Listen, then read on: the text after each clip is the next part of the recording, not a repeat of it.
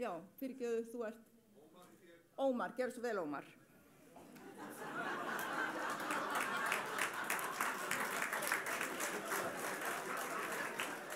Ég býði velkomna í klúbb með Gísla og Uppsölum.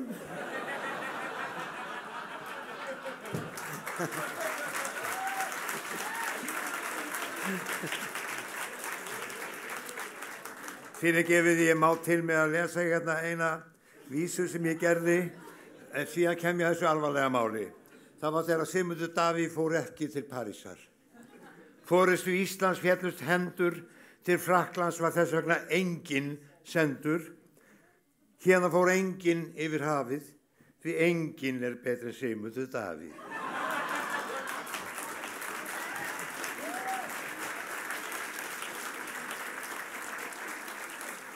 Í haust marga daga hljóp hann að þingi, samt héldu menn áfram með góðu fulltingi, í ljós kom að yfir efa hafið að enginn betri en Sigmundur Davíð. Og við endalok valda hans, enginn skaðinn, spurningamerki. Og enginn þarf þá að koma í staðinn, spurningamerki. Þá verður ég utan af því skafið að enginn betri en Sigmundur Davíð.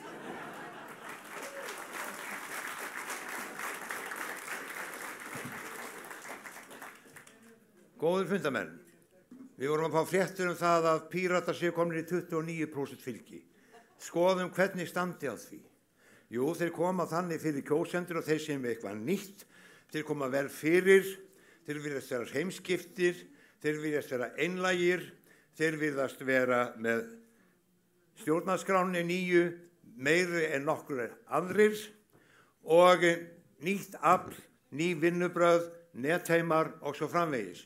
Hvað á flokkur eins og okkar sem með þessa frægbæru stefnu jafnaðarmanna að gera við slíku?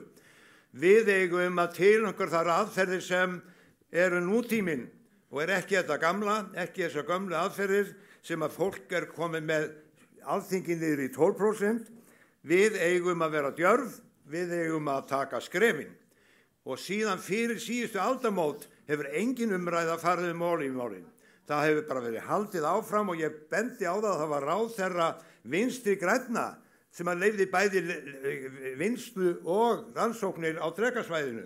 Svo ekki þurfum við að hafa áhyggjur af því að öðru leyti en því að þessi jafnaðarmannaflokkur hefur enn ekki tekið umræðinu það, ætlum við að hrifsa til okkar hugsanleg verðmæti þarna norður frá sem að núna eru langt undir markaðsverðmæti. Og hugsaðlega ekki nokkuð framtíð í, en segjum sem svo að eftir einhver 15 eða 20 ára eða áratugi verði þarna einhver verðmæti handa kynslóð sem þarf á því að halda.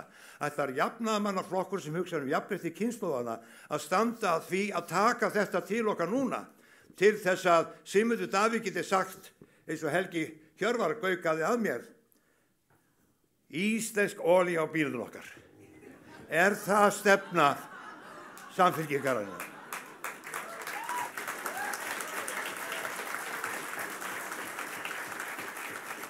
Við getum tekið forystu hér á þessu landsfundi eins og við hefum tekið í vetur með frábærum fundi í kornhlöðinni fyrir áramót og aftur núna hérna frammi. Við erum með þetta í höndunum. Við eigum ekki að gera þetta og við erum núna á besta tíma sem eftir að hugsa sér á miðju kjörtímabili til þess að vera að taka forystuna af Vinstri grænum, af Pírötum, því að það munu allir einhvern tíma að koma á þennan vagn og sjá að þetta er rétt stefna sem við erum að bera fram hér núna, að drekin á að sofna, það getur einhver önnur kynslóðin okkar vakjan upp ef á þarf að halda síðar. Ég skora á landsfundina að hika hvergi, ekki að fara að drepa þess og dreif og fara að tefja þetta til haustsins og áfram og síðan að koma kosningar og þá þorum við heldur ekki nokkrum sköpum hlut. Núna er tækifæri til að þora jafnaðarmenn.